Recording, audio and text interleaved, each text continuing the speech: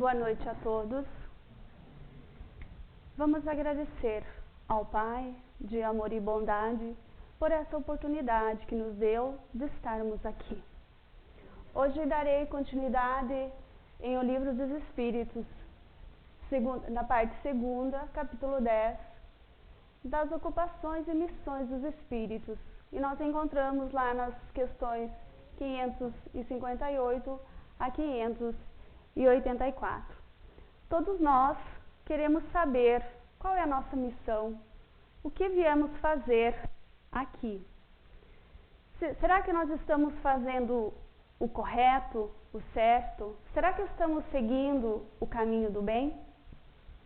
Este tema refere-se aos espíritos em qualquer que seja a sua condição, seja o espírito encarnado na vida física ou o espírito desencarnado, quando estamos na erraticidade. Mas, para que possamos compreender melhor o tema, primeiro nós temos que entender um pouco o que significa as palavras ocupação e missão.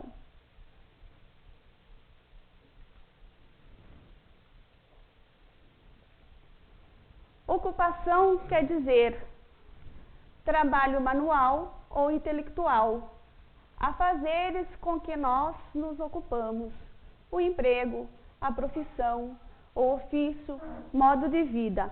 Essas são nossas ocupações. E a missão? A missão significa obrigação, compromisso, dever a cumprir, função, encargo, responsabilidade, ocupação, sempre para o bem. Observamos aqui que a palavra compromisso, ela está grifada, porque a missão é o compromisso que nós assumimos, que o Espírito assume. Antes de nós reencarnarmos, é feito o nosso planejamento reencarnatório e nós nos comprometemos em fazer algo que esteja sempre voltado para o bem, que auxilie o nosso progresso e também auxilie o outro. Para os espíritos encarnados, as suas ocupações são adequadas para as suas existências no corpo físico. A cada existência tem o objetivo de proporcionar vivências de acordo com o conhecimento e que auxilia o espírito a evoluir. Não podemos perder tempo, nem jogar a oportunidade abençoada que Deus nos concede fora. No estado de erraticidade, que é quando o espírito está desencarnado, as ocupações são de acordo, são adequadas com o adiantamento de cada um. Depende do progresso que cada um conquistou. Muitos espíritos precisam do auxílio quando desencarnam, para não dar trabalho e poder contribuir para a condição de um mundo melhor. Os espíritos, uns percorrem os mundos, instruem-se e se preparam para a nova encarnação. Outros, mais adiantados, se ocupam com o progresso, direcionando seus acontecimentos e sugerindo-lhe as ideias que sejam apropriadas. Auxiliam os homens de gênio que colaboram para o adiantamento da humanidade. Outros encarnam com determinada missão de progresso. Outros tomam sob sua proteção indivíduos, as famílias, as reuniões, as cidades, os povos, tornando seus anjos guardiões, espíritos protetores, espíritos familiares. Outros presidem os fenômenos da natureza, de que fazem responsáveis direto, e tudo isso de acordo com a vontade do Pai. Os espíritos vulgares já se envolvem com nossas ocupações e diversões. Os impuros e imperfeitos aguardam em sofrimento e angústia, em que Deus concede uma nova oportunidade e meio de se adiantar. E se ainda praticam o mal, é pelo desgosto de não poderem gozar do bem.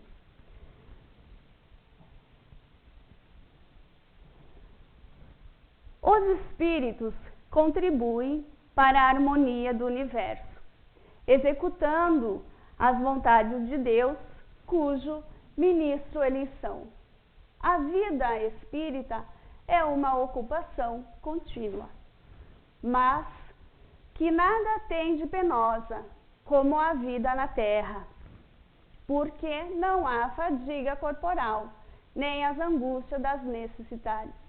Aqui não está aparecendo muito bem, mas é o número 558, que é a questão lá no Livro dos Espíritos, onde nós vamos encontrar essa resposta dada pelos Espíritos a Allan Kardec. Todos os Espíritos desempenham funções úteis e deveres para cumprir no universo, os mais elevados e também os inferiores e imperfeitos. Cada espírito tem atribuições especiais. Somos todos solidários. Fazer bem e bem feito aquilo que nós viemos fazer.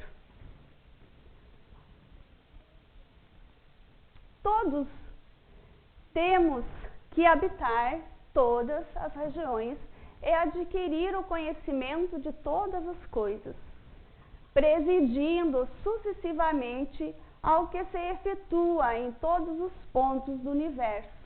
Mas, como diz Eclesiastes, há tempo para tudo. Assim, tal espírito cumpre hoje neste mundo o seu destino, tal outro cumprirá ou já cumpriu o seu em época diversa, na terra, na água e no mar e no ar. 560 é a questão. Para entender melhor essa colocação, vamos lembrar que somos criados por Deus com o germe da perfeição. A perfeição é o nosso destino. E para adquirir o conhecimento de todas as coisas, quando criado e como princípio inteligente, é necessário o estágio nos reinos mineral, vegetal, animal, até evoluir a ponto de encarnar como espírito no reino homidal. E seguimos em diversos mundos, em todos os pontos do universo, aprendendo e auxiliando de acordo com os desígnios do Pai. Todos nós temos que percorrer diversos graus da escala evolutiva para nós aperfeiçoarmos. Deus, que é justo, não poderia ter dado a uns o conhecimento sem trabalho, enquanto a outros só o adquire com esforço. 561 é a questão. Para o homem conseguir chegar a determinado grau de perfeição numa arte, é necessário passar por todos os estágios de aprendizado e adquirir o conhecimento. Não consegue a perfeição sem que tenha praticado todos os esforços e superado todas as dificuldades. Nós temos que conquistar. Tem um processo para chegar até essa perfeição. E assim é com a nossa caminhada na evolução. Nós temos que passar por todos os processos e as encarnações nos auxiliam para conseguir chegar a esta perfeição. Essas conquistas são feitas através das vivências nestas reencarnações. Nós sempre perguntamos, é comum nos perguntarmos, quais são as ocupações dos espíritos elevados? Será que eles ainda têm o que aprender? Será que ficam em repouso absoluto, descansando ou curtindo a vida? As suas ocupações são elevadas? Têm ocupações eternas?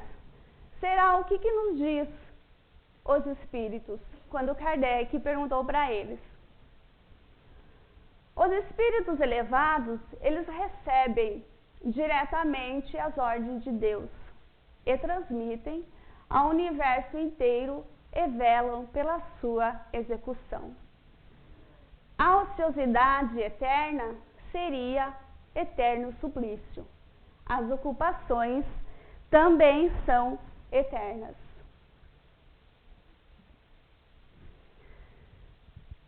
Sempre ativos são os seus pensamentos e vivem pelo pensamento. Para os espíritos elevados, as atividades constituem em si mesmo fonte de prazer, pela consciência que têm de estarem sendo úteis. A ocupação dos espíritos elevados são nobres. É importante também diferenciar das nossas ocupações materiais de homens, espíritos encarnados, que têm o interesse do mundo. Estamos voltados para a matéria e satisfazer nossos vícios é a nossa ocupação na maioria das vezes. Certamente que, como alguns homens, existem também espíritos que por escolha própria preferem a ociosidade e nada fazer de útil. Devemos lembrar que este estado é temporário. Depende do desenvolvimento intelectual, moral de cada espírito. E a ociosidade vai passar cedo ou tarde, porque o desejo de progredir faz com que o espírito sinta uma necessidade de fazer alguma coisa, de ter atividades, e vai sentir feliz de se tornar útil. Mas esses são os espíritos que já evoluíram ao ponto de terem consciência de si mesmo e livre-arbítrio. Na origem, todos os espíritos são iguais a crianças que acabam de nascer. Agem por instinto e não têm vontade própria. Os espíritos se ocupam de acordo com o grau de evolução ou de inferioridade que se encontram. E cada um tem o livre-arbítrio. Nós sempre temos o livre-arbítrio, não podemos esquecer disso, e sempre podemos fazer escolhas de acordo com a nossa vontade. E as missões? Falamos de ocupações e as missões dos espíritos têm sempre o objetivo do bem. A missão, como nós vimos, é o nosso compromisso. É o nosso comprometimento com os desígnios do Pai. Não tem outro objetivo a não ser o bem. E qual é o grau do nosso comprometimento? Todos nós temos uma missão e somos comprometidos com Deus. Cumprir a vontade do Pai, estar em harmonia com a lei divina ou natural, é estar comprometido com Deus.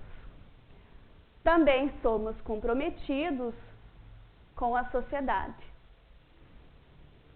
Consequentemente, com o planeta e com o universo, que é cumprir os ensinamentos do Cristo. Ama ao teu próximo como a ti mesmo e não faça ao outro aquilo que você não gostaria que fizessem contigo. Esse é o nosso comprometimento com o próximo e assim com a sociedade. O nosso compromisso também é consigo mesmo. A mais importante de todas as missões é com nós. A transformação do espírito imortal requer muita vontade e muito esforço. transformar os nossos sentimentos e vigiar os nossos pensamentos. Somente assim vamos nos elevar e sintonizar com o bem. O espírito se transforma, vai transformar a sociedade, o planeta, contribuindo assim para a harmonia do universo, porque nós nos melhoramos e começamos a sintonizar com o bem. Os espíritos encarnados ou desencarnados são incumbidos de auxiliar no progresso da humanidade, dos povos e os indivíduos, de preparar os caminhos para certos acontecimentos, de cuidar para a execução de determinadas coisas, sempre lembrando que tudo isso de acordo com a vontade do Pai. Nada acontece que não esteja de acordo com os desígnios de Deus. Alguns espíritos desempenham missões mais restritas, pessoais ou locais, como assistir os enfermos, os agonizantes, os aflitos, velar por aqueles que eles escolheram ser guias e protetores, orientando, dando conselho e inspirando os bons pensamentos. O espírito adianta conforme desempenha a tarefa. Se cumpre a tarefa, adianta. Se sucumbe, se foge deste compromisso, estaciona. Ele não vai retroagir, não vai voltar atrás, não perde aquilo que ele conquistou, mas também não evolui, não há progresso. A missão dos espíritos encarnados consiste em instruir os homens, em lhes auxiliar o progresso, em lhes melhorar as instituições, por meios diretos e materiais. As missões, porém, são mais ou menos gerais e importantes. O que cultiva a terra desempenha uma missão como o que governa ou o que instrui. Tudo na natureza se encandeia. Ao mesmo tempo em que o espírito se depura pela encarnação, concorre sob essa forma para a execução dos desígnios da providência. Cada um tem neste mundo a sua missão, porque todos podem ter alguma utilidade. Lá na questão 573. Temos que fazer o nosso trabalho bem feito. Não importa aonde trabalhamos, o que fazemos, se é um trabalhador que varre a rua, ou um governante, ou um médico que cura. O trabalho é o instrumento para o nosso melhoramento. Também há pessoas que vivem para si mesmas e não sabem serem úteis para os outros. São seres que merecem a nossa compaixão. Terão que reparar o tempo perdido através das novas oportunidades. Muitas vezes as oportunidades para reparar o aborrecimento e o desgosto da vida pode ser nessa existência ou na existência futura. Muitas vezes acontece nesta existência mesmo, não precisa aguardar a próxima existência. Entre os espíritos também há preguiçosos, que recuam diante de uma vida de labor. Deus contente que assim procedam. Mais tarde compreenderão à própria custa os inconvenientes da inutilidade a que se votaram, e serão os primeiros a pedir que se lhes conceda recuperar o tempo perdido. Pode acontecer do espírito escolher uma vida útil, com compromisso nobre, vindo com a certeza e vontade de cumprir a sua missão. Isso antes de encarnar, assume esse comprometimento. Mas, após encarnado, vivendo como homem, no momento de executar a obra, de pôr em prática o seu compromisso, o espírito recua, fazendo outras escolhas e deixando de lado o seu compromisso. Isso pode acontecer porque o espírito tem o livre-arbítrio. Podemos fazer nossas escolhas, sempre vamos lembrar disso. E também pode o espírito ter deixado se levar por algumas sugestões dos espíritos desencarnados que o induzem a permanecer na ociosidade. Mesmo quando somos influenciados pelos espíritos desencarnados, temos que ter vontade. A nossa vontade, isso faz com que o espírito não consiga nos induzir. Nem tudo o que o homem faz resulta de missão a que tenha sido predestinado. Muitas vezes é o instrumento de que se serve o espírito para fazer que se execute uma coisa que se julga útil. Lá na questão 577. O espírito desencarnado, ele entende que escrevendo um livro pode ser útil para a humanidade. Ele próprio escreveria se estivesse encarnado. Então, procura o escritor mais apto para compreender e executar o seu pensamento. Transmite a sua ideia e o dirige na execução. O escritor, ele não veio à Terra com a missão de publicar tal obra. Foi apenas o instrumento mais adequado que o espírito achou para executar aquilo que lhe se acha útil para a humanidade. O mesmo ocorre com diversos trabalhos artísticos e muitas descobertas.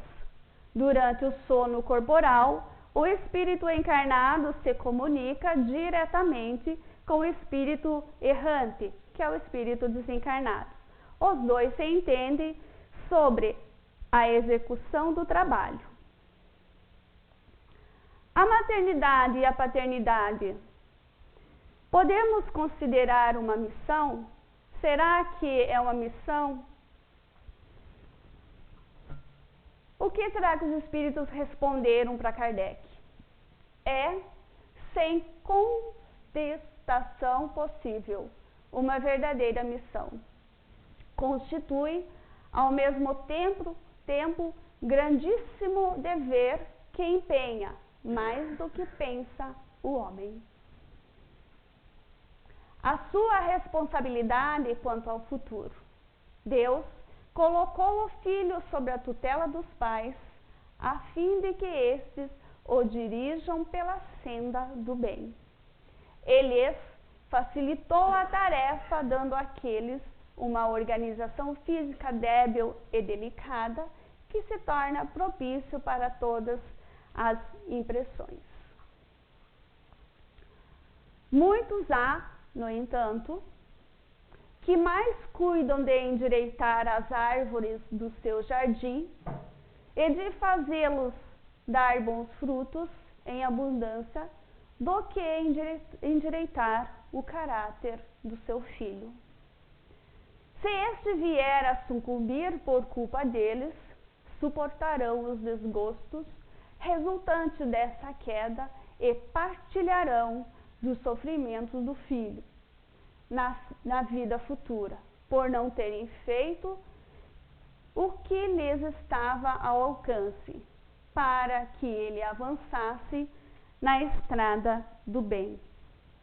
Lá na questão 582.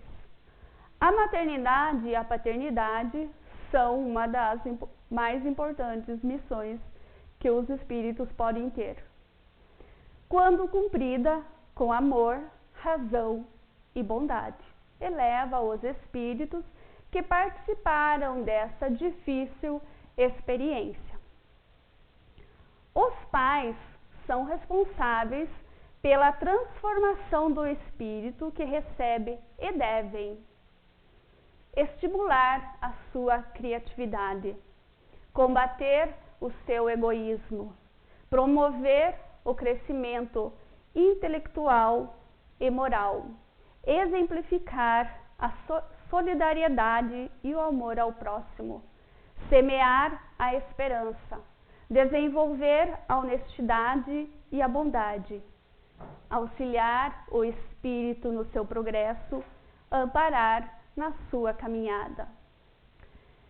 E quando, apesar de todos os cuidados, todos os bons exemplos que os pais deram para o filho, ele escolhe o caminho do mal, dos erros. Os pais são responsáveis? Não. Quanto piores forem as tendências do filho, mais pesada é a tarefa. E maior é o mérito dos pais, se conseguirem desviá-los do mau caminho. Existem pais e mães notáveis, verdadeiros exemplos, mas uma grande maioria sucumbe diante de tão nobre e importante missão. Se o pai consegue desviar o filho do caminho do mal, ele tem méritos. E quando os pais são o mau exemplo, não ensinaram virtudes para os filhos, não demonstraram o caminho correto, e mesmo assim o filho se torna um homem de bem. Recebem mérito por isso os pais? E essa questão os espíritos resumem e que fique para a reflexão de cada um de nós. Deus é justo. Está lá na questão 583. A cada um a sua missão, a cada um o seu trabalho. Fénelon, o Evangelho segundo o Espiritismo.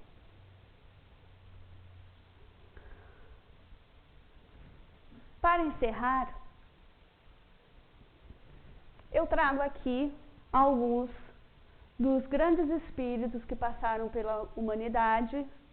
Alguns, são espíritos mais conhecidos, porém existem outros tantos que conhecemos também, e outros que vivem no anonimato e nós não temos o conhecimento. Gandhi,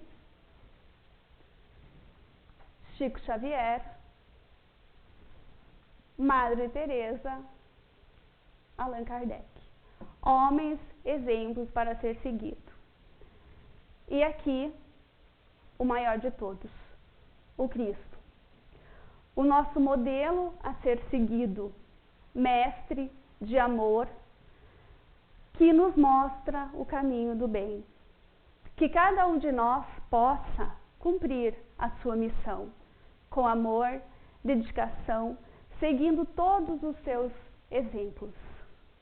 Ama ao teu próximo como a ti mesmo. E tornando o Cristo o guia de nossas vidas. Que assim seja. Muito obrigada e boa noite.